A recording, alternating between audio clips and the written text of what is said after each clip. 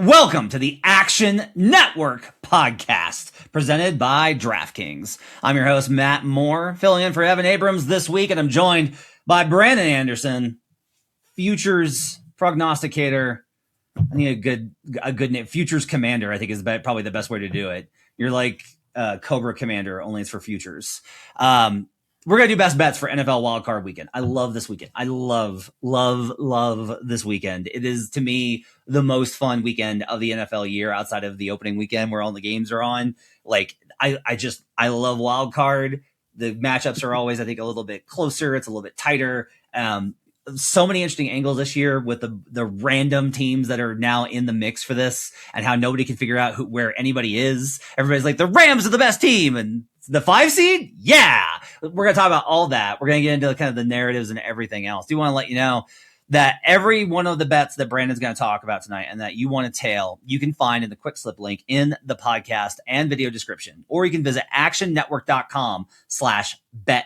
Now, actionnetwork.com/bet now. Even better, sign up for Action Pro. You're going to get real-time alerts when experts like Stuckey or if Kerner puts in a prop on some random tight end to pass gas on the field, that immediately is going to move by like 4 points. You're going to want to catch those. Plus all of Brandon's futures, which are always bangers. They're always the most fun to tail. There are always value to be found. Chris Raybon's picks are in there as well. You'll get real-time money percentages and see where the smart money is flowing and access to our NFL player prop projections powered by the genius Sean Kerner.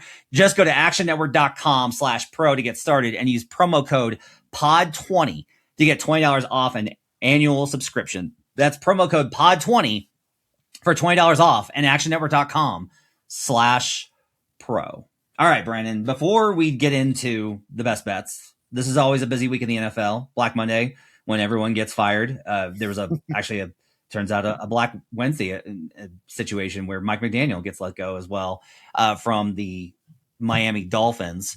So I want to ask you, what's the top coaching job available out of Arizona, Atlanta, Baltimore, Cleveland, the Raiders, Miami, the Giants, and Tennessee? Yeah, honestly, I think these are among the worst jobs and franchises in football for the most part. Not all of them, but there are a lot of these that like, man, this is I guess there are only 32 of these jobs, so I'll take the job available to me. That's kind of what this group mostly feels like to me. Lots of rough ownership, lots of long history of rough teams. To me, it's Baltimore by a mile. Baltimore, one of the most talented rosters in football. I had them way ahead of the field coming into the season. And obviously you have Lamar Jackson. Matt, you and I both are a little bit lower than consensus on Lamar Jackson, but you want to have Lamar Jackson, not, I don't know, Tua or a rookie or second-year quarterback or Shadur Sanders or Penix and Cousins. Like, you want Lamar Jackson versus that. You also get the weaker conference right now. You get the better division. Steelers stuck with Tomlin. They're kind of in the middle. Bengals stuck with Zach Taylor, I guess. I don't know why we're still doing that. They're kind of stuck in the middle. And then the Browns, so I think the Ravens are set up for a pretty quick turnaround. Honestly, I think it's one of the better jobs available in a while. So it's interesting because I'm very high on Harbaugh. So I think they can really only kind of downgrade from where I've seen them coming into the year. But they downgraded themselves plenty during the year also. So I think Baltimore, they're kind of the obvious answer. So just a second answer, if I had to pick one, I would either do Falcons or Giants. Falcons, you get a bad division. You get a lot of talent, both sides of the roster. Giants, you got Neighbors and Dart. You got a top 5 pick in cap room. I think probably one of those two. My question for you is this. I know your thoughts on Baltimore. You're the resident Chiefs fan. I know it's a tough year, but you'll be back. Who would Baltimore have to hire to actually scare you for next year? Oh, nobody. I was more scared of Harbaugh. Nobody. I don't care. You can hire anybody. You can bring back you can bring back literally anyone from the dead and have them coach, and I do not care. I am not afraid of Baltimore as long as Lamar Jackson is their quarterback. I am not afraid of them in the playoff environment. I am not. Fair enough. I actually think the top coaching job should be judged by who is least likely to want to pay for another coach to sit out. So you need to look at who's the owner who is not going to pay, who's not going to want to fire you because they don't want to pay the money. Or you can go the other way and be like, who's most likely to fire you so you get the guaranteed payout and don't have to work.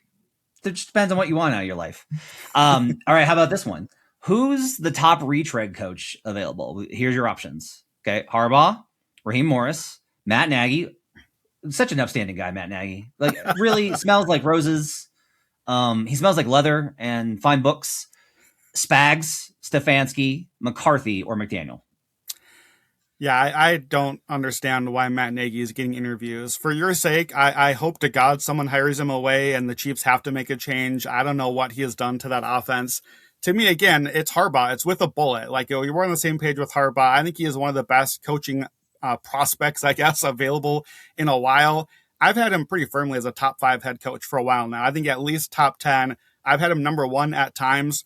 Obviously, kind of have to downgrade that given the way things went this year. But things I like about Harbaugh, he's been consistently ahead of the time with in-game aggression, making aggressive decisions, fourth downs, going for it, setting the team up that way. And I love, too, coaches have to hire coordinators. And he's had a great job of hiring good coordinators, switching them out when it's time for a change. And in particular, a lot of coaches are like Stefanski, for example.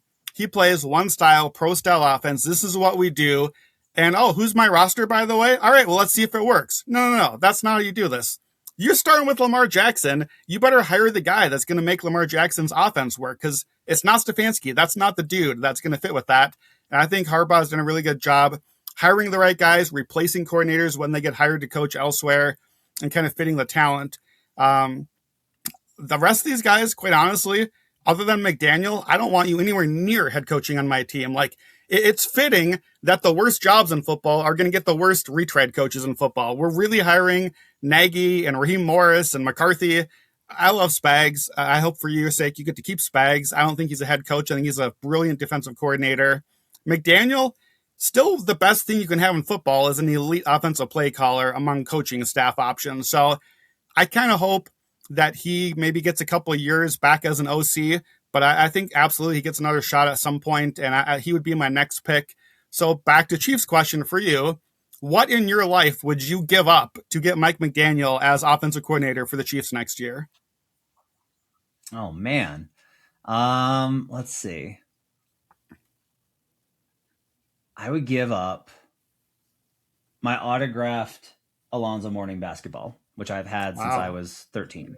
It's my favorite player of all time. It's right behind me on my desk if you're watching at youtube.com/the Action Network. And I would give that up if we get Mike McDaniel. That's how much I think Mike McDaniel's a good coach.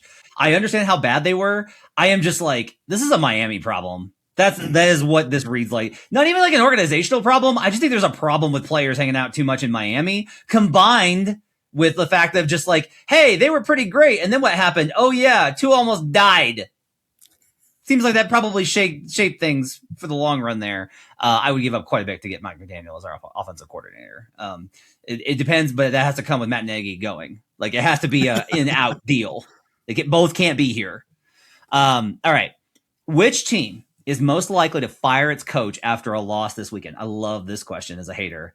Philadelphia, Buffalo, or Green Bay? So this is the question going around Twitter, because supposedly Harbaugh's not taking interviews over the weekend. He's going to wait till next week. Well, why would he be waiting till next week? Brian Windhorst gif right now. Maybe because we're going to see if there's any other jobs opening up, and maybe it's one of these 3. I think these are the teams that panic the most if they lose the game. I don't think it's the Packers, just because they have so many injury excuses already just waiting for them. I don't think it's the Eagles, because they literally won the Super Bowl a year ago. I think it's the Bills, maybe. Finally, if the Bills go as road favorites and that defense, McDermott's defense, gets exposed again, how many more coordinators can he fire? Like, how many other people can he blame before it finally has to be something? And look, maybe it's the Baltimore thing. Josh is not going anywhere. So if Josh can't get any help and if the defense gets exposed again, maybe it's finally McDermott. And I'm curious what John Harbaugh would want the answer to this question to be, that, like, which job is he hoping that, who's he got the money line that he's rooting against this weekend? I don't know. Yeah, I think it's a fascinating question. It's tough to me to justify firing any of these guys, especially to fire them for Harbaugh. Like, if you're Buffalo, wait, so the guy that like has beaten Harbaugh gets fired to hire Harbaugh? Come on, no. All right, you threw this one in here. You have these questions, and you threw this one in here for me, which is very nice of you. A virus hits the Chargers, and LA is unable to participate in the playoffs. Their spot goes to the next team up in the division, so they call everybody back. Mahomes' ACL surgery was magically successful, and he's ready to play on Sunday night. So a full-strength Chiefs team. What's the line, and what are the Chiefs' AFC chances? It's so weird. We have all these, like, the Chiefs, the Lions, the Ravens, all these preseason awesome teams. And I keep looking at my spreadsheet, seeing which teams are matching up. And these teams are still up in the top 10, 15 of my rankings, even though we're just done with them now, I guess, for the year. So that was kind of what prompted this question. And it's so hard to figure out who is the AFC pick. Who do I want as the AFC pick? And I still think, Matt Moore, if the Chiefs got in with the magically healthy Mahomes as a 7 seed, I would put Chiefs -1.5 at the Patriots. I think they'd be favored in Denver after they won this week, and they would win this week. And I would put them at 5-1 to win the AFC.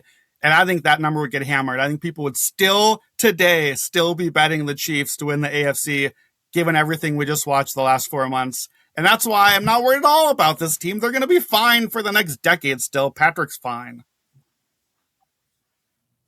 Yeah, we'll see. I'm unsure, just unsure.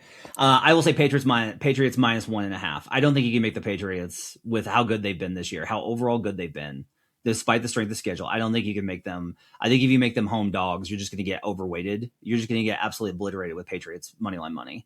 So I think it's Patriots -1.5, which puts Chiefs as a significant, 3.5 point favorite at home. That sounds about right to me if they were in Arrowhead, because I do think that that's how the market would consider it. Now, I don't think that's accurate. I would be betting the Patriots until Patriots -4. I would bet Patriots all the way to 3.5. Wow. Which is what I did pretty much over the back half of the year when they kept being these massive favorites on the road. I was like, no, guys, they can't be this much of a favorite. Stop it. So anyway, that's enough Chiefs talk. Chiefs are not in the playoffs. They don't deserve as much airtime as we've given them. I do appreciate you doing this. Let's get to some wild card weekend best bets. And the way that I decided to do this, because we're obviously different from your usual best bets performance, we're going to talk about your big picture view on each game. We're only going to do the games before. We're not going to exclude Steelers Texans for Monday night. You'll talk about that on the Sunday night show with Evan. We're going to talk about what's your big picture view of this. I'm going to give you what I believe is the betting narrative based off of the smart people conversations this week. I listen to a lot of podcasts that talk about betting, but I also have done the research on what people are talking about at ESPN and CBS and all these places as far as the matchups go. We're going to talk about those, and then I'm going to give you some trends that kind of support those, and you're going to tear them apart. As a caveat before we get started, the answer on most of these, if I was like, Brandon, why is this trend not salient? He would be like, sample size. So just start with sample size bad, small sample size bad, because you turn, if it's even on the ones that are pretty significant sample size, if it's a 55% differential, which is plus 2.5% versus profitability -110, you switch 5 results over a large sample size and we're scraping the edge of profitability. But the challenge to Brandon is to be able to tear these apart without using sample size as an excuse. We're going to start with the Rams at the Panthers. This is my favorite game of the weekend. I love this game to talk about and think about. It's so fascinating. The Panthers plus 10.5, because that's a playoff line. A 10.5 home underdog, total 46.5. And I love starting here. And this is the one I knew I was going to love talking to you about. What's your big picture view and your elevator pitch for Rams Panthers? Yeah, so it's obviously the biggest road playoff favorite in our system. As far as we know, that's Evan's stat. And I think the line should honestly be even higher. Rams are the elite team in the NFL this year. They're still clear number 1 in my power ratings. For comparison's sake, I would make the Rams more than a field goal favorite against every team in the NFL on a neutral except Seattle. That's how much better they are than the field. I make the Rams a touchdown favorite against half of the playoff field on a neutral. That's how good they are. Their number 1 offense, run and pass by DVOA, against the second best schedule in the league. Imagine that. Good offense against a great schedule. Patriots. Rams have had 13 out of 17 games against 8-win teams or better. So almost every game has come against a quality team. And here's the crazy part. They have the lowest offensive variance in the NFL. That means that they're that good offensively game after game after game without ever dropping off, which is a crazy combination. 8 wins by 14 or more points. Their 4 losses are all crazy unlucky. So if you do the one score flip thing where you say, okay, how lucky did you get in these end games? They'd still be 13-4. They didn't even get lucky this season. They're just that good. And I think it's interesting too. We're not doing MVP today, but you're the NBA guy. I think Matt Stafford's correct MVP case is an NBA case. I think the harder, more important elevation is taking a good to an elite, making the offense that good, that much better than the field. That's the sort of argument we often make for the teams in the NBA that win at the very top. That's the Shai Gilgeous-Alexander argument. I think that was the right Stafford argument that I didn't really hear people making a lot. So we'll see if he gets it. The Rams also are getting healthy. I think that's overlooked. So people are going to talk about, oh, the Rams haven't been good down the stretch. Well, they've still been good, just not their quite level. But Devonta Adams, he's back. He's healthy. We know that one. But Alaric Jackson, left tackle, he's a big return for them. Quentin Lake at safety, I think, is a huge return for them. Their defense really fell off, and he has been missing the entire stretch of that. So I think the Rams are a better version than we've seen down the stretch, and they should be getting these guys back now. The Panthers are not a good playoff team. They are by far the worst playoff team in the field. They're 24th in DVOA. That's bottom 10. I don't know what their strength is. Like, I literally don't know how to tell you what the strength of the Panthers would be if I had to pick one. If you flip their one-score games, they're 4-13 on the season. The worst team in the NFL. They just laid a complete egg in a playoff game against the Buccaneers, but backed in anyway. Against playoff teams, Panthers are 2-5 this season. Average score 28-14 in those games. Despite that they won 2 of them, they scored 16 or less all but one of the games. In the losses, they averaged 10 points a game, and they lost by 11, 16, 17, 29, and 31. This game reeks of blowout city. However, let me answer your first question. Why didn't the Rams beat them the first time they played then? Okay, let's talk about it. Stafford had a tipped interception in the end zone, and then like 3 plays later, threw a pick 6. He's not going to do that again. That's like a 99th% bad outcome for them. And Bryce Young throws 2 long, goofy 4th down touchdowns against the same corner. That's like 11.5 EPA. That's not going to happen again either. Look at the underlying metrics. Success rate, 61% to 39. That is an absolute beatdown in the Rams half. 98th percentile outcome. The Rams ran 76% success rate in that game. That was the single best rushing performance of any team in any game this entire season. They had 5 third downs the entire game. The Panthers didn't stop them, only when Stafford stopped them himself. 7.4 yards per play for the Rams. And look, beyond all the, I know you accuse me often, rightfully so at times, of Rams good, Panthers bad. Next question. Beyond that, to the actual matchup, the Panthers are 27th EPA per play against the motion. That's Sean McVay's offense. They're elite at that. The Panthers are awful against inside runs, bottom 5. The Rams have gone way up since midseason to top 10 there. Panthers are 31st on third down. They're 32nd in pressure. Stafford's going to pick them apart. They're bottom 10 against wide receiver 1. Guess who has a good wide receiver 1? Puka Nacua. They're 30th against tight ends. The Panthers, the Rams play all that 13 personnel. It's everything you look. This is a disaster matchup and a disaster team. So, Matt Moore, why am I wrong about the Panthers, and why is this even a game we have to watch and talk about on Saturday? I love this game, and here's why. Because I knew that this matchup was coming. And I knew that the one thing I remember distinctly is that it's like you take anecdotal information and like your brain remembers something. And then the key, though, is people will oftentimes bet based off of, I remember this other instance that models this, so I will bet in accordance with that previous thing. You actually have to go back and you have to look at the numbers and see like, all right, that was one instance that you remember, but what about all the other instances that line up with this? The thing that I remembered is that all these teams that make the playoffs when they shouldn't, these teams from these shitty divisions where everybody's like, the only reason this team is in the playoffs is because they won their division, but they're at home. And so I remember that being like, those teams wind up being like, we look up on Sunday or Saturday and we're like, wait, it's 17-10 shitty team in the fourth? Why? And so I checked it and I decided to look at this. And you can just do the basic here, which is you should just take big dogs. Dogs of more than a touchdown in the playoffs are highly profitable. In the wild card round since 2003, home dogs of more than a touchdown are 3-0. Okay? Again, bear with me on the sample size stuff because I'm about to run you down all of these that all point in the same direction. Brandon, I did the same thing as you. I started looking at like, all right, surely there is like a number that I can look at here to see like, but teams that do this thing are actually pretty good. No, there's nothing here with the Panthers. They got no advantage. There is nothing that you can find here in favor of them. So the problem though, I think is this, and this is like where I think it gets very fascinating. If the Rams are this good as the numbers say they are, why are they on the road? Why aren't they at home with the bye? Because those teams, when they're at home and they have all these advantages, do exactly what you're saying. They kill that other team. They annihilate them. Right. But when they're on the road, weird shit happens. Like teams under 500 at home in the playoffs are 3-1 ATS. It's happened 4 times, but it's 3-1 ATS. Okay, fine. 2 little stats. Home teams as a dog with a worse record. So just the other team won more. You're at home, but you're the dog. 10-6-2 against the spread. This is the Rams have like a plus 127 point differential. The Panthers are minus 60. Teams with more than a 100 point net points advantage. Okay. You are so plus that you were over 100 points more than the opponent are still not very good in that situation.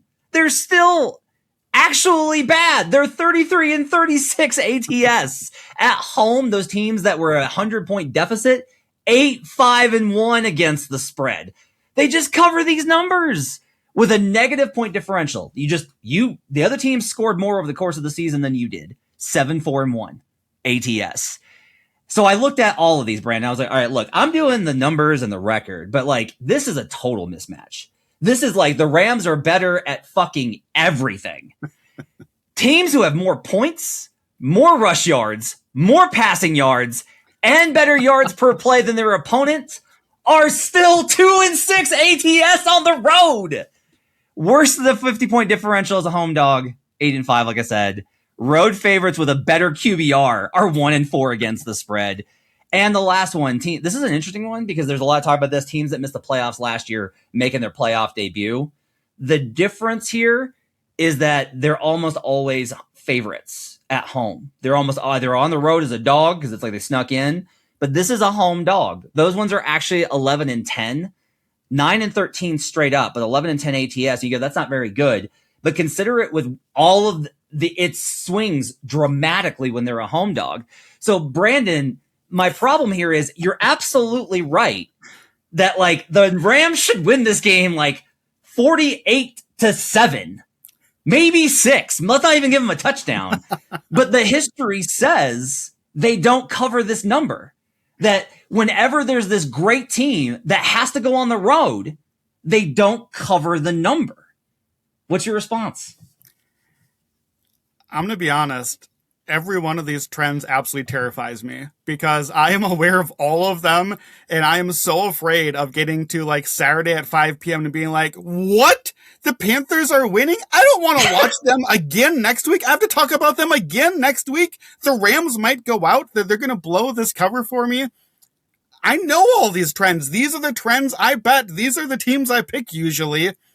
I just can't do it in this matchup. Like, I don't have a rebuttal to all these trends other than the one I can't have, which is that there's not that many samples among them. And I will say, you listed off like 10 trends, rightfully so, all things that make sense. I'm going to guess there's a huge amount of overlap in those trends. Like a lot of the same team not covering is ruining all the trends all the way down. So it's like, it's the sample thing, but it's fair. Like, we all remember these. We remember Beastquake when the Seahawks won. I brought up on Sunday night, the Dolphins in 99, I believe, were the worst point differential team ever to make the playoffs. They lost 62-7 when they got into the playoffs. That was the final Dan Marino game of his career. Here's what I didn't say. They lost 62-7 in the second round after winning the first round because somehow the terrible point differential team, the worst of all time, still won a game and then lost by 55 after that. So I don't understand what's happening. Here's one thing that I will say in response to this, and I have a few trends of my own. One trend that I like here teams that have lost a non-division game at week 12 or later over the last decade, two of the teams they're facing here. So the Panthers played the Rams. The Panthers beat them. That, to me, is the slight saving grace to all the trends you said, because to me, what's the thing all those trends are saying? They're all saying that the Rams are kind of mad they didn't make the 1 seed. They look over and they're like, oh, who are we playing? They're from where? The Carolinas? They're terrible? Great. Who's our next matchup? That, to me, is what's happening in those and is the overlook factor. Unless you just played this team in the last 2 months and they beat you, that's the trend. You lost to this team in the last decade, week 12 or later. Those teams are 7-2 ATS by over a touchdown a game. In the last 25 years, when the favorites are more than a touchdown, they are winning 3-0 by 15 points a game. So again, tiny sample, but that's one saving grace to me of all those trends is, okay, why are the Rams on the road? It's because of Carolina. They blew the game, and now they have to play the game. You don't need bulletin board material. They're the bulletin board. This is the team that is the reason you don't get to be home in bed this week watching the football instead. So I think you have their attention a little bit already because of that. So I do like that on the Rams' behalf. A couple other trends in their favor. You kind of hit this one already, but will come up often. Wildcard hosts that missed last year's playoffs, 14-30 ATS, 32%. Though, as you said, better if they're the underdog there. And then one that we're going to talk about a bunch, quarterbacks making their playoff debut against an experienced quarterback, 39-1 ATS, 34%. That's Bryce Young. I said on Sunday, I guess the Panthers have to stick with Bryce Young for another season because he won the division now. I think there's a world where that opinion changes by the end of Saturday, and they're like, okay, yeah, no, we can't have this guy. He's not a playoff quarterback. Let's be honest about what we just saw. That was a disaster. I think that's very much in play. And road wildcard teams on a 1-game win streak. So teams that basically lost week 17 but had to win the finale either to get in or to improve their seeding, like the Rams, 16-4-1 ATS, 80%. So I still feel good about enough trends on the other side to balance out to go match up not trends here. 8 of 12 Rams wins by 14 or more points, 24 or more points 3 times. I think the Rams score anything they want to in this game, and I don't trust Bryce Young to score either. The Panthers are not scoring these games against better teams. This truly, and I know this is what you would say on every one of these sub 500 teams, I can't think of a bigger playoff mismatch than this game. Like, I honestly don't know what other game. I can't come up with one. So, took Rams minus 10 on the hot read, 10.5 if you need it now. Playing the alts. Rams minus 12.5, plus 118. Rams minus 23.5, plus 420. I just have to bet it and live with the result. Everything that I analyze says that the Rams, I said 41-10, and you're right, maybe 10 is too generous for Carolina. I just have to live with the result. And look, if it's rainy and windy and goofy and it's Stafford outdoors and we get the 2 tipped interceptions and we get basically the game we saw already, I just have to live with it. That's sports and that's betting. Every analysis I have says Rams blowout, and I'm just going to bet what's in front of me. Okay. I respect it. Teams with a worse record at home, okay, are 26-17 straight up, 24-17-2 ATS. If they lose the game, so if you're just like, look, the Rams can hang within the Panthers can hang within the number, but they're going to lose this game. Teams that have lost, of those 17 teams that have lost in this matchup, 1-14-2 ATS, and they lose by 9 points in spread differential. So now a lot of those are not double, like, because again, this is the largest deficit or amount of points we've ever seen a team get at home. But just that number in general does back the plan the alts play. Like if this, because I gave you all those numbers, if this goes the other way and it's like, oh, they're 3-1. Well, now they're 3-2, right? Right. Like that's how easy it can go. It probably goes Brandon's way where if the Rams don't lose this game outright, they probably blow them out. So I totally understand that. Okay. That was fun. I enjoyed that. That was good. I love this game. It's so random. Let's do Packers at Bears. Bears are a 1.5 point underdog at home. No one believes in these Bears. 46 is the total. Brandon, what's your elevator pitch on this game? Yeah, I still just can't make any sense of this line. I think the market is totally outdated on the Packers right now, and we'll get back to that on a look ahead at the end as well. But defense, especially, I think the market's view of the Packers defense is not cut up to how bad they've become. Green Bay was number 9 by DVOA the first 9 weeks of the season, aka the first half of the season.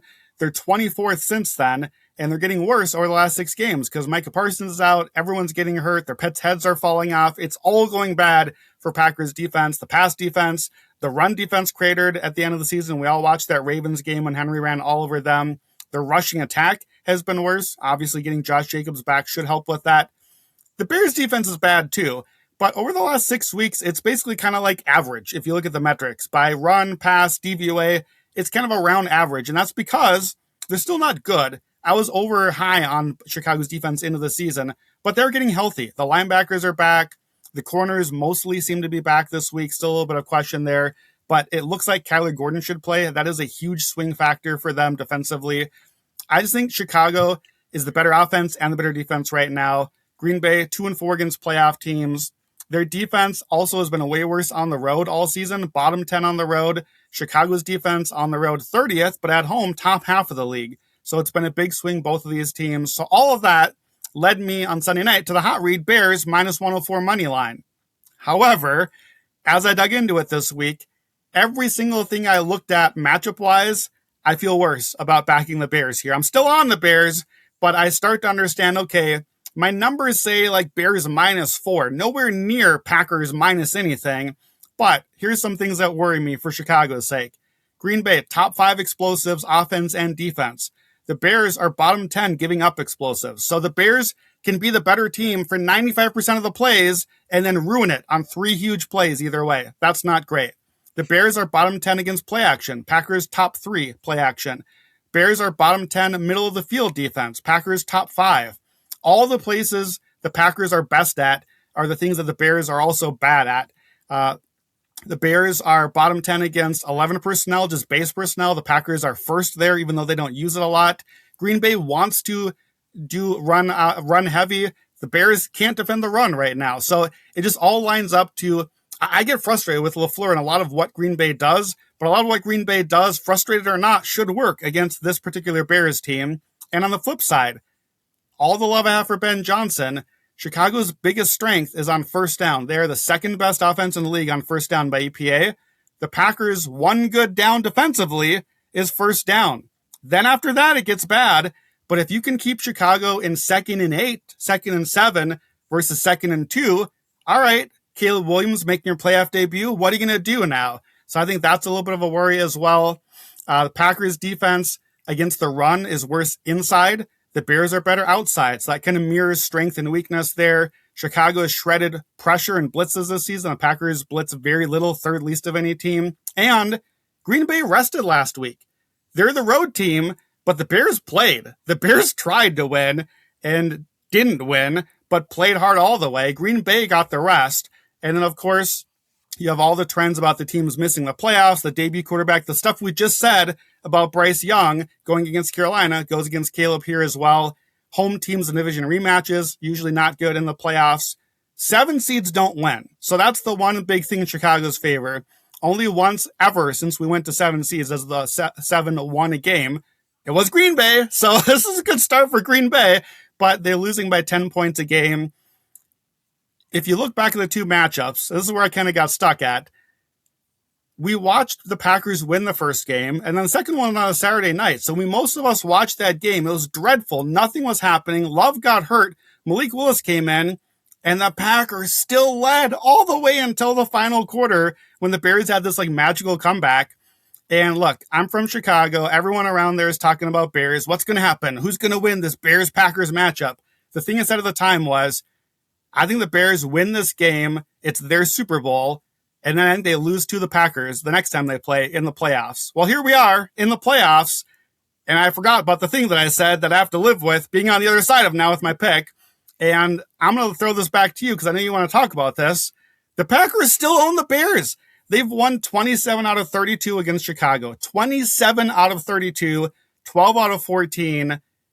Does that matter? Does history matter here to you on this matchup? Yeah, I think this is like a really interesting question because we do this. I think we do this with that Jags Colts trend, right? About the Colts in Jacksonville. Right. There's like these things that, and we talk about this in our group chat with Raheem a little bit, where it's like there's these things that just happen in sports, and the answer is like they happen until they don't happen, and then we forget about them. It does feel, I don't even necessarily think this is like a big narrative in the conversations this week, because it's largely like sporting media, especially betting media, but sports media, NFL media has gotten a little bit too smart. They're like, well, it doesn't matter. So like the one I found was, since the Rex Grossman's Bears went to the Super Bowl, the Packers are 30-9 versus the Bears. But like, what does it matter that the 2010 Packers were better than the 2010 Bears? What does it matter that the 2018 Packers were better than the 2018 Bears? Like, none of those teams are playing in this game. Like, neither of those teams, those players aren't there. It's different quarterbacks, different coaches. Like, everything's different than the history of this. It's evolved too much. So it's like an interesting question of just like, why? Like, why has this happened so much? And there's probably something to be said for the mental edge that I think that Favre and Rodgers had over this team. Rodgers in particular. I don't know that Love's been around long enough to necessarily have that. So like, I could give you all the numbers like you kind of mentioned, right? Like Matt LaFleur's Packers are 12-2 straight up, 11-3 ATS versus the Bears, but they've also lost straight up and ATS in 2 of their last 3. So it's just like, this is a thing until it's not. And if the Packers win this game and cover, then everyone's going to be like, see, Packers own the Bears. And if they don't, it's just like, oh, I guess that wasn't really ever a thing in the first place. So like, I don't know what to do with it, because like, it is this, I definitely bet Packers last time, because I was like, oh man, Packers versus the Bears, they always beat them. Like, you're gonna have to show me. Well, they showed me. How do you kind of deal with this as somebody that like, you want to look at the matchups and the analytics and like what is actually happening? Does any of the, but you're also somebody who is very aware of like narratives around the NFC North teams. So like, what's your reaction to all this? Yeah, I do think mentioning the quarterbacks thing is key, because I think when it was Rodgers still, like I remember the game when he ran for a touchdown, like into the corner of the end zone late in the game in Chicago and yelled into the camera, "I still own you. I own you." Like, that is the mental edge we're talking about. If this were Rodgers still, even at his age and this version of Rodgers, I would still say, okay, yeah, the history matters. This dude has owned this team for a decade. If Jordan Love is different. Like, he has not owned them. In fact, if you want to do LaFleur against Bears stats, I don't have the number, but how about LaFleur against Ben Johnson? Because that goes very strongly the other way, and the Packers have been dominated in recent years against Ben Johnson's teams, Chicago now and Detroit before that. That has not gone well for LaFleur. So, you know, we love the narrative thing because we're doing all the trends, we're doing all the stats. You can always find the right stat to fit your narrative, and you always tell the story after the game happens to tell the story that you thought you should have told before the game. So that's the fun of it all. I have to play the Bears here. I'm not going to add to my position, but if my numbers tell me Bears -4 and the Packers are favored, I have to feel good about a coin flip money line. So if you didn't bet it yet, I still have to like Bears here. And again, like with the Rams, I'll live with the result. My best bet is going to be on the total. Do you want to talk about your other trend here before I get to that? I'll just rip through it quickly. I think the betting side of this thing is just largely like the Bears are fumble luck merchants. That's the idea. It's just like they had great turnover luck this season, and those teams turn into pumpkins when the playoffs come. And they're right. Teams with fumble luck but have a worse point differential than their opponent are 10-17-1 against the spread. So that's not great. The Bears are 2-5 straight up this season, by the way, when their opponent scores more than 24 points. So if Love is able to get them to 4 touchdowns, if this turns into a barn burner, I don't like the Bears' chances, but that's also going to kill your under bets. So let's talk about that. Like, I'm very surprised that you're on the under in this game, given you talked about the Bears being like average over the last 6 weeks. Congratulations. But like, they're 25th in defensive DVOA and Green Bay's 19th. Why are you on the unders here? So both games that we saw already in the last only couple of months finished at 39 points. So that's a good flag to start us out of like, all right, maybe not a lot of points despite the defenses. Looks wintry on Saturday, wind, probable snow at least before the game, freezing temps. Both teams want to run the football and probably should be able to, but that smells a lot like 10, 12 play drives that even still might end in field goals. Windy unders, always a trend, last 5 seasons, 61% to the under, 58% this year. So I think set up right away, you look at both teams, it looks like an under despite the defensive thing. Here, speaking of small sample, here's a goofy trend. Home teams off a home loss since 2016, 10-0-1 to the under. 100% hit rate. Home teams off a home loss. That's Chicago, 10-0-1 to the under. Yeah. So I'm specifically going to play a first half under here. Packers first half unders, 12-5 on the season. Chicago 11-6. So 68% combined. Just first half because second half, these teams were over teams, both 12-5 to the over in the second half. I think the way these teams play, it's a little different. LaFleur plays too conservative early and holds back and then unleashes Jordan Love late in the game. Okay, go do the thing. It drives me crazy. Just let him be good early, but he doesn't. Ben Johnson's offense has been slow early, but he's made incredible adjustments at halftime, and they had much better second half offense. So here's the numbers for that. Chicago offense, 20th by DVOA in the first half, top 5 second half, including second in the fourth quarter. I don't want the under against that later in the game. I'll take it early. Packers, league average first quarter by DVOA offensively, top 5 after that. Second, third, and fourth quarters. Every quarter, top 5. First quarter, I think they're 13th. Chicago's defense, for whatever reason, 6th in the first quarter, bottom 10 every quarter after that, including immediately 31st in the second quarter. So everything in the numbers tells us, across a small sample, that these teams aren't scoring early or giving up a lot of points early, and then it slowly crescendos as the game goes on. Halftime of these two matchups, 6 points in one of them, 17 in the other one, versus second half points, 32 and 22. So everything fits what the numbers are telling us about these teams for the season. So here's the plays for you. I got a few of them. First half under. That's the best bet. Under 22.5. I think this game starts out quiet and gets interesting late. And I like the first quarter under for all those reasons I said.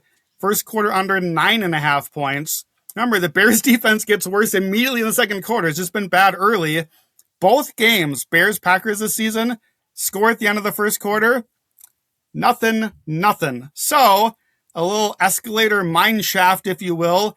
Scoreless first quarter, plus 575. No points, 0-0. However your book has it, you should be able to bet that one. And then, just a little nibble on the last thing. Let's go with the first half under, second half over to fit the trends totally. So start slow, get interesting late. I grabbed a couple alt lines. Under 17.5 first half, over 20.5 second half is plus 537. That trend, every one of those bets I just gave has hit in both Bears-Packers games this season. So if we follow the script again, that's the play. Under, boring early, exciting late as the coaches make adjustments, and one of them is going to have to let the quarterback go figure it out, and then I don't want to be in the way of the under late. But early on, I do think this is under and wintry and gross. This screams the type of game that my wife loves, where it's miserable and cold and disgusting, and neither team can do everything, and everyone just looks like they hate being there. That's her favorite type of game to watch on her television by the fire while she's sipping coffee. It's her absolute favorite to do. Okay. The unders there from Brandon Anderson. Bills at Jaguars. Jags +1 here. Total's 52. I am not shocked at the line, but it is a little surprising to me. Brandon, what's your elevator pitch on this game? It is surprising. I'm surprised the Jags are home underdogs. This is the game I'm most excited for this weekend. I think this is the AFC Kingmaker. I think whoever wins this game is the team that I'm probably going to like coming out of the AFC. I thought the Texans were the hot team. They are a 9-game winning streak, but I think Jacksonville, not Houston, is the hot team in the AFC. You were on this a while ago already. We've talked about this. Jacksonville has won 8 games in a row. They're third in DVOA over that span with a top 10 offense, top 5 passing offense. They're third on defense in that stretch, top 5 run and pass defense as well. The Bills are not hot at all. The Bills are bottom 10 defense for the season. They don't have any receivers. Josh Allen's foot is injured, and they come in. Despite all of that, you still have Josh Allen and you still have the experience factor, but there's no question about it. Jacksonville, since the middle of the season, has been by quite a bit, actually, better than the Bills. Buffalo's defense, I think, is the weak link here, especially the run defense. So the question is, can Jacksonville do anything about that? Early on, exciting with Liam Cohen was that they suddenly have the run game. That happened with Tampa last year. Liam Cohen takes over the offense. They suddenly are running great. Jacksonville ran well early, but bottom 5 running later in the season. So can they find a rushing attack in this matchup? The Bills are bottom 10 against motion, bottom 10 under center. They're 30th against the run by EPA. The Jaguars around midseason were 3rd in EPA per run, and they finished around league average. So it tailed way off late. I'm banking on Cohen finding something with all the motion, something with, frankly, McDermott's defense that tends to get exposed year after year when the Bills get eliminated in the playoffs, usually by your team, Matt, but by somebody, the Bills defense gets exposed. Jacksonville's explosives way up offensively since midseason. Buffalo bottom 10 there. I think ETN can rip off a long run and they can hit some big passes downfield. And then speaking of run defense, on the other side, Jacksonville's run defense has been elite. No 75-yard runners allowed all season. However, they're better outside. The Bills are more of a power run team where Jacksonville has been beaten a little bit this season. So that is the big matchup is run defense both ways. But I just think Jacksonville is the better team in the back half of the season. They're better on defense by far. They might be better on offense. The numbers say they are. They're better on special teams too. We talk all the last month, the whole MVP thing about Drake May and strength of schedule. Well, Buffalo is the same thing. Buffalo is also totally untested. They've played one opponent in the top 10 DVOA all season. That was Houston. Jacksonville's better than Houston. I think this is Buffalo's hardest game they'll play all season. Not just because playoffs. I think this is their toughest opponent they'll play. And coming to last weekend, teams that were locked in the playoffs, the Bills were 1-3 against those teams. So not counting Pittsburgh, Baltimore, Tampa, Carolina, teams we think are actually good. The Bills are 1-3. They were bad in all those games. They scored 12, 20, 19, and then 7 in the first half against the Patriots. And then they had one good first half in the second half against the Patriots to come back and get that game. And Buffalo also, last thing here, they have been really, really mediocre on the road for a while now. For 3 seasons, they are 14-12 on the road. Here's the quarterbacks they've beaten on the road during that stretch. I'm going to start with the good ones, and then it gets really ugly. They got Mahomes once. They got Drake May once this year. Jared Goff, that's 3rd on the list. That's how quickly we're going here. Rodgers, Tua, twice each. Geno, Flacco, Fields, Dalton, Sam Howell, Easton Stick, and Shadur Sanders. These are the mighty teams the Bills are beating on the road to claw their way to 500 as they've been the Super Bowl juggernaut this whole time. Josh Allen is winless on the road in the playoffs. He's also winless covering. He's 0-4 straight up and ATS. The Bills have not won a road playoff game since 1993. Jacksonville has been a much better team at home this season. Top 10 offense, top 5 defense. Everything in me thinks Jacksonville is the right side here, but everything in me is terrified of Josh Allen because we keep seeing what he does every year. So that's my cap on the game. I am leaning Jacksonville. I will make a best bet play on it, but what trends do you have in this matchup? So I wanted to kind of circle in on the fact of just like most of us, I think most people in the sports betting space and generally in the NFL side that I paid attention to, as I'm not in the NFL space, kind of like for most of the year, we're kind of like, all right, Jacksonville, whatever. Wank, wank, wank. Yeah. All right, cool, neat. All right, you won some games, cool. And then this back half of the year, they've won, like you said, how many have they won straight? 6 or 8? 8. Done. 8. Okay, 8 games in a row. Like red hot. They are playing their best football at the right time, right? And doing all these type of things. And so one of the things I want to look at was like, all right, does this translate? Because I'm always skeptical when we do this. I do this in the NBA too, and it's like they're playing their best basketball at the right time, and I'm like, it doesn't matter. It matters how you play throughout the course of the fucking season. So I looked at this. This applies to Texans too, and I think it's fascinating. Teams with more than a 6-game winning streak. So you come in, you've won 6 in a row, 6-12 against the spread. Like the exact opposite of, hey, how like red hot, playing the right time. Nope, don't cover the spread. Home teams who have won, I want to look at, all right, you were great down the stretch of the season, but you lost that. I wanted to include the teams that lost the last game because there's a lot of teams that are like red hot and then they lose that last one because they sit everybody because they've already locked in a seed. I wanted to make sure to include those. So I looked at, are you 75% of your last 6 games or better? Are you 4-6, 4-2 or better in that spot? Those teams are 40, 50, and 3, just 44% against the spread. Now, that's 44%, right? It's like, this isn't some huge margin. It's just like you're under 500. You lose more than you win against the spread in those kind of spots.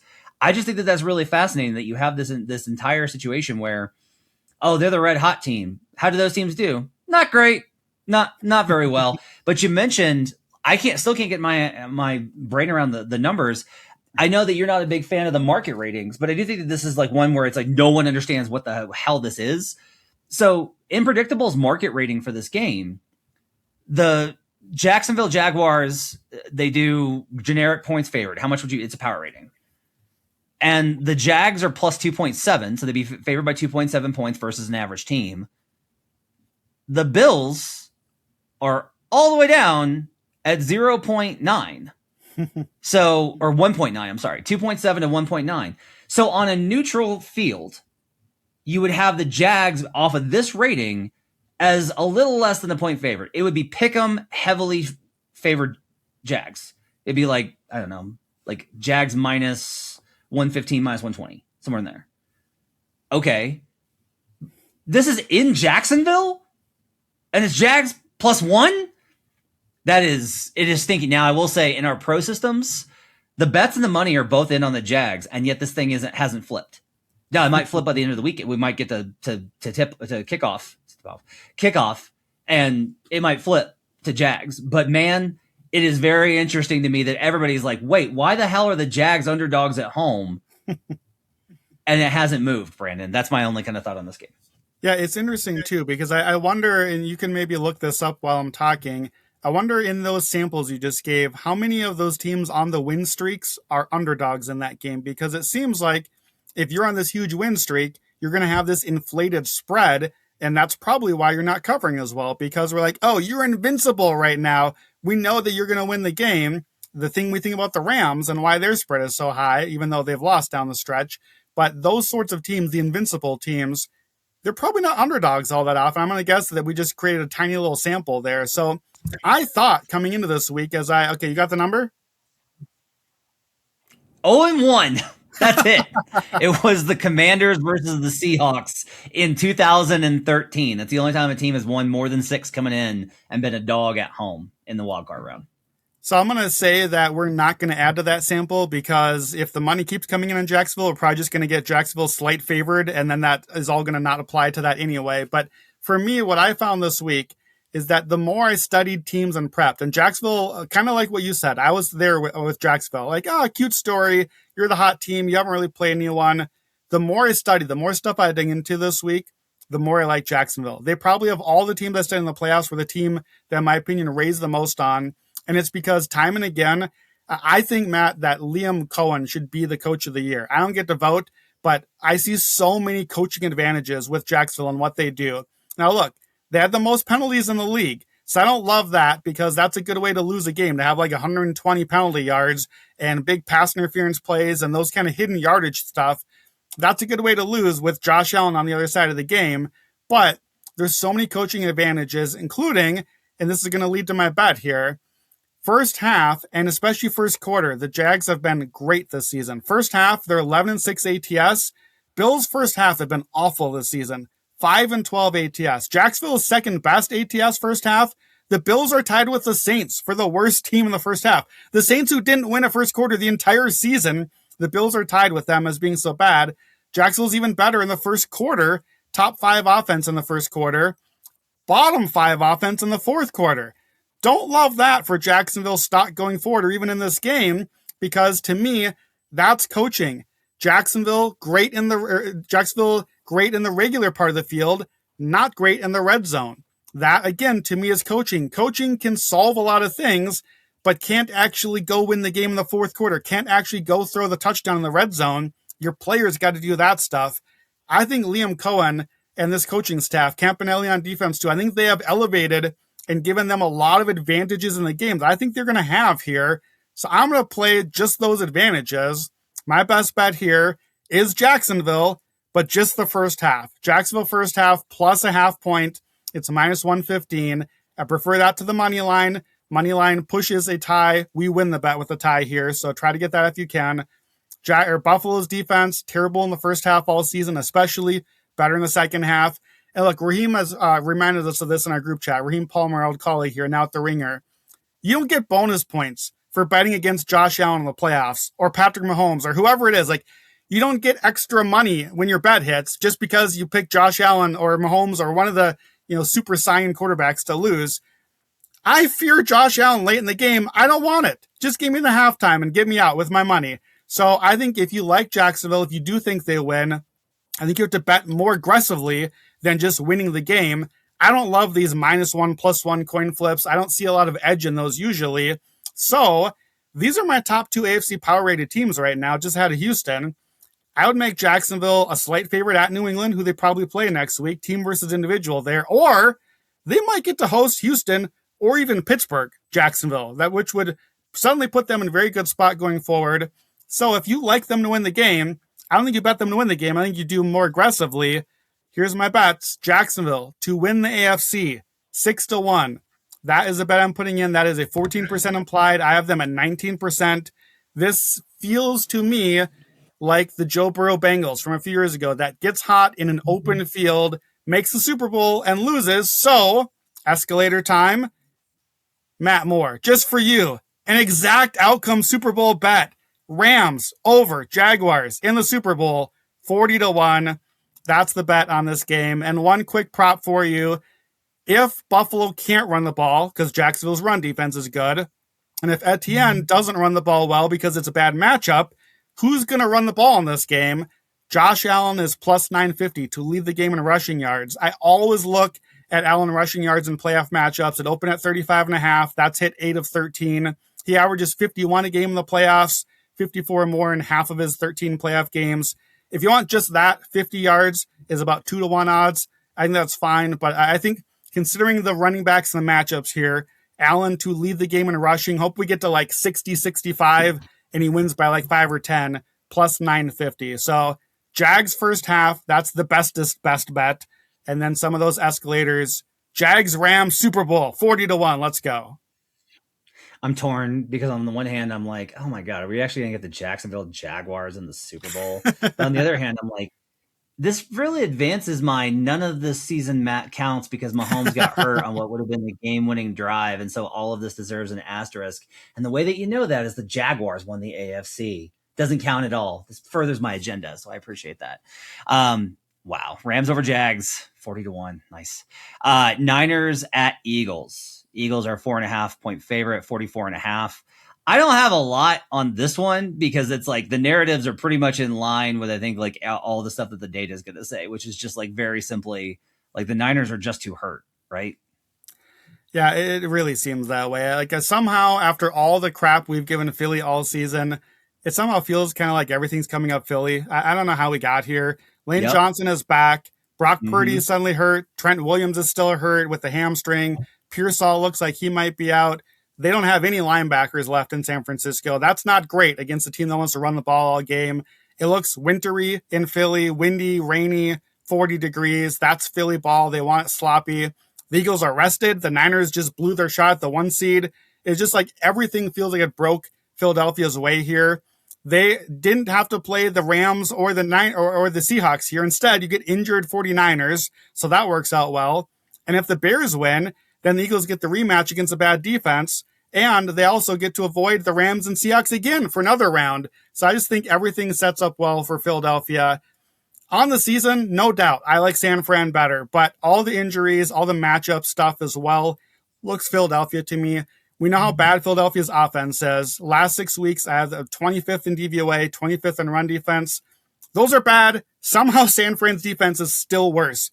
Jalen Hurts, we know, is bad against pressure.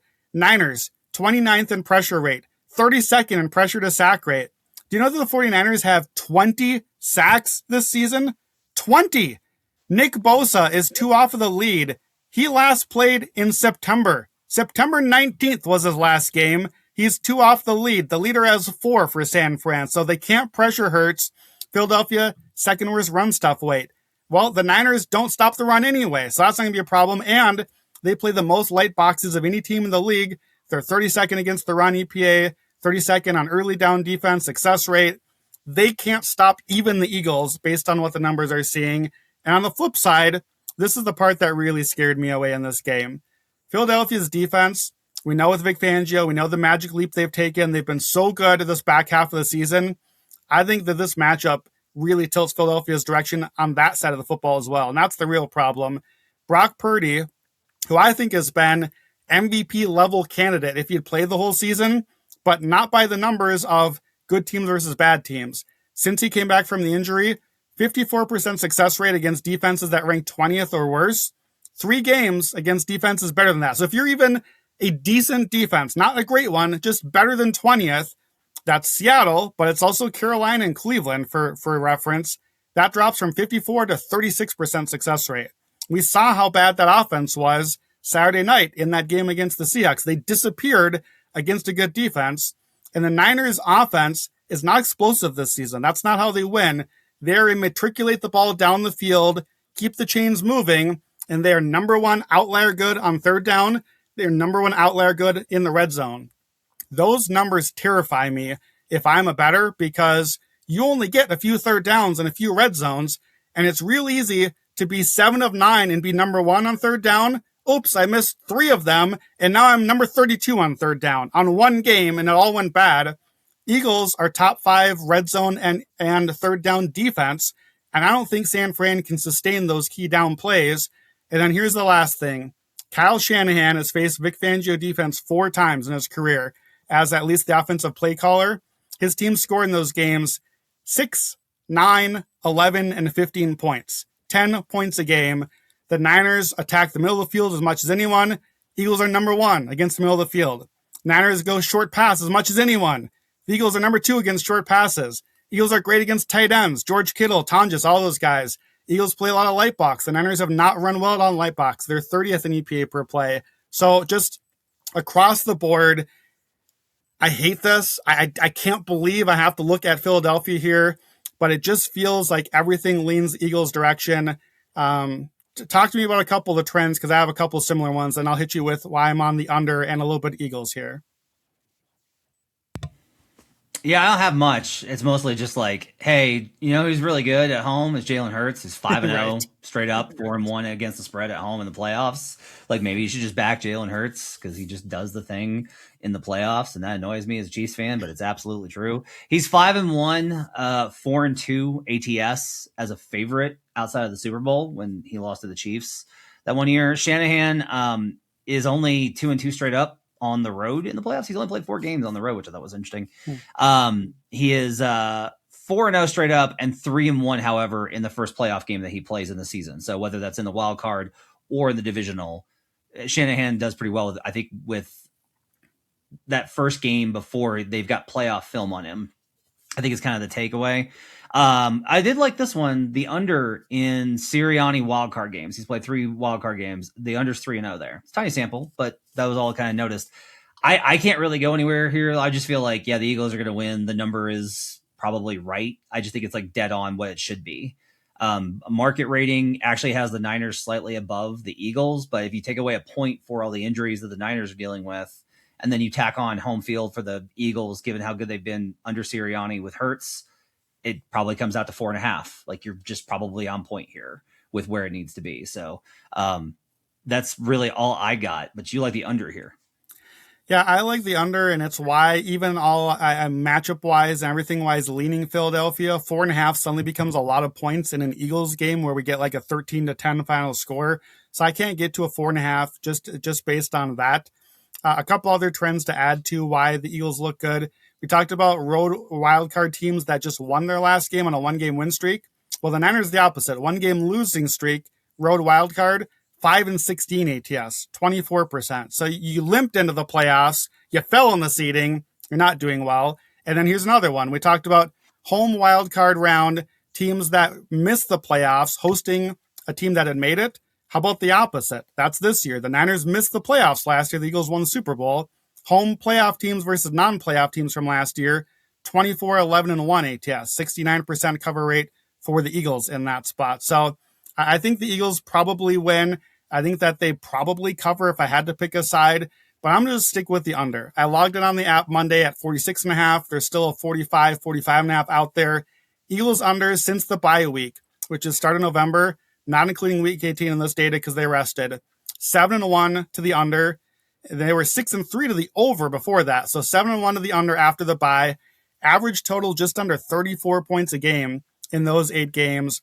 They played 4 playoff opponents in that stretch. That total was 41 or below all 4 of those games. And a whole bunch of trends here quickly. Again, with the windy under 61%.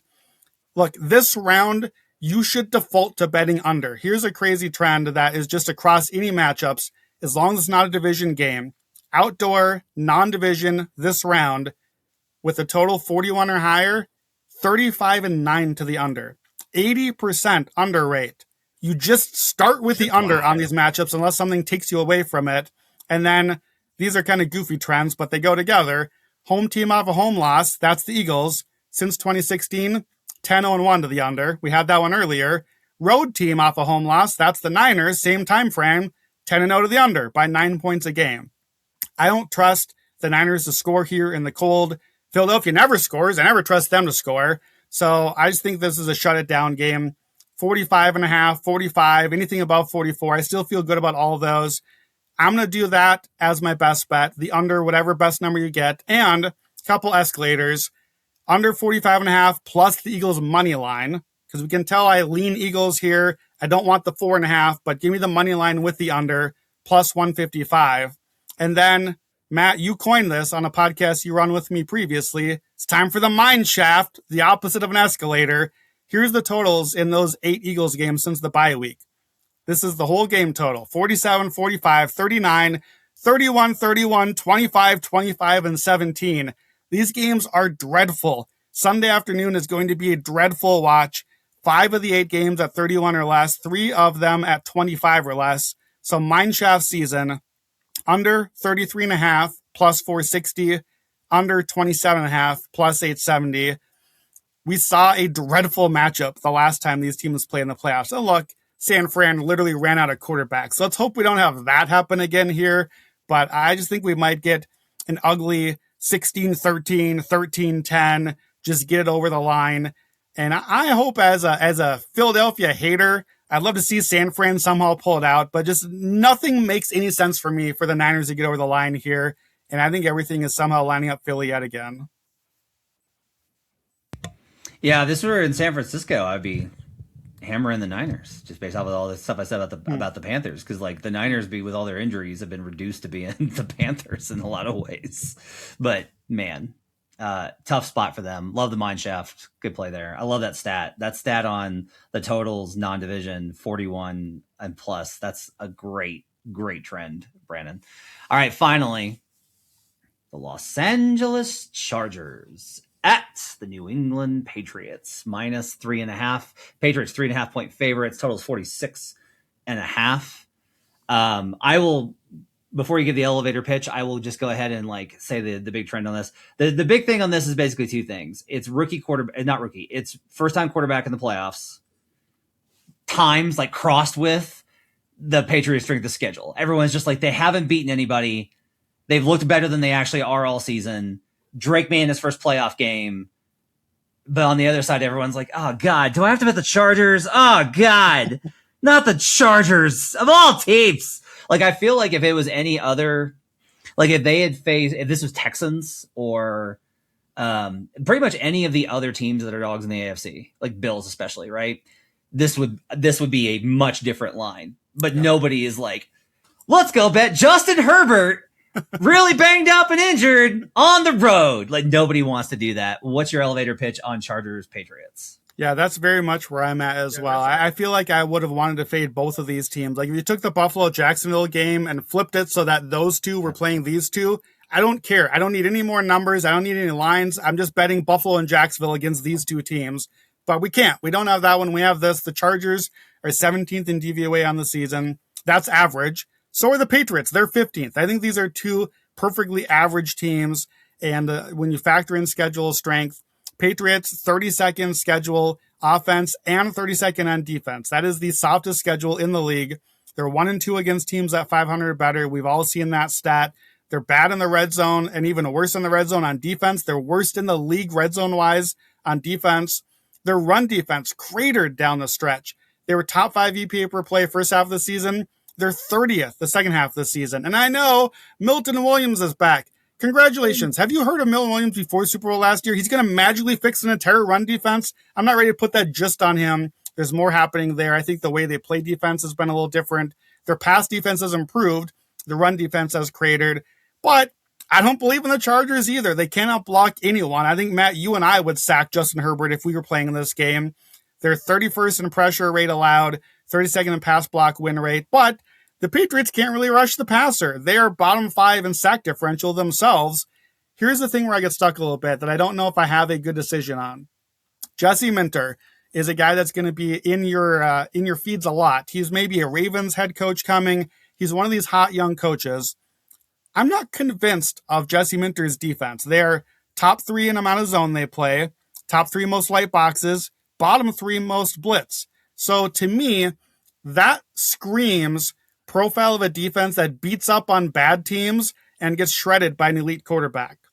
All right, well, MVP Drake May, is that you? Can you shred a defense like this that is set to just kind of shell things in and keep it close? And the Chargers are 4-3 against playoff teams, so they have a lot of games against them. But in those games, they're among playoff teams.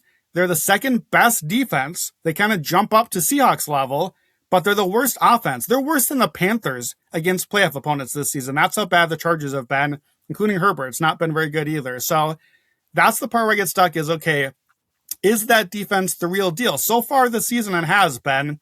I do think there are some real matchup worries for New England. They can't get Herbert under pressure. We talked about that. Herbert is and the Chargers are third on success rate on late downs. If the Pats can't get there, can the Chargers move the ball, keep the chains moving? I think they'll be able to run a little bit. Hopefully, O'Marion Hampton gets to play in this game.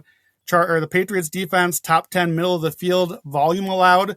Chargers attack there a lot. And again, the flip side, Patriots, this is the biggest stat here in this game. The Patriots are number 1 deep passing in the NFL, number 1 explosive passing in the NFL, but the Chargers are number 1 against the deep ball. Chargers have a negative EPA per play this season on deep passes for the entire season, which is a crazy number to be negative after the whole season. They've had more interceptions than passing touchdowns allowed this year. And then one last thing, the Patriots have been the number 1 first half team, 13-4 ATS. The Chargers are better early. In fact, they're the number 1 defense in the first quarter. So the Patriots can't front run off an easy schedule and suddenly find themselves in a dogfight. What happens? And I think that's what we get here is a dogfight. I think that's what Jim Harbaugh wants. Drag them into the mud, play under, another wintry, snowy night game here it looks like. And in those 7 Chargers games when they've played playoff opponents, all 7 finished at a total of 43 or below. So I think this goes under. We talked about that stat I just gave you. 35-9, 80% unders in non-division outdoor games, total 41 or above. And I think if I look at this game, I see Chargers good defense on the road. I see the Jim Harbaugh underdog script. He knows what to do. And I say, okay, if it's under, I have to like the Chargers getting 3.5. I like the Chargers in the under script. If my instinct about Minter's defense is right and they get picked apart, I think it's over in Patriots. So I think that's the play here is I don't feel great about either side on its own. If you like Patriots, I think you go Patriots and over together. I'm going the other way. Give me the under 46.5. Give me the Chargers plus 3.5 together, plus 242. I think those are correlated outcomes. Wildcard hosts that missed the playoffs last year, 32% ATS. Inexperienced quarterbacks against experienced playoff quarterbacks, 34%. To me, it's under and Chargers or over and Patriots. And I lean under, so I'm going to lean under and Chargers together. And then one last one. There are no numbers for this yet to give you, but I want, once it posts, an O'Marion Hampton receptions escalator. We had to get one escalator in here on the props.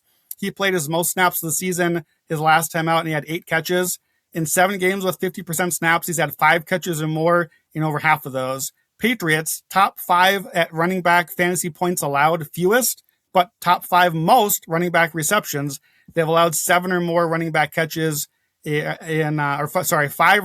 seven games allowing 5 running back catches or more, plus a couple 8. So watch the app for that.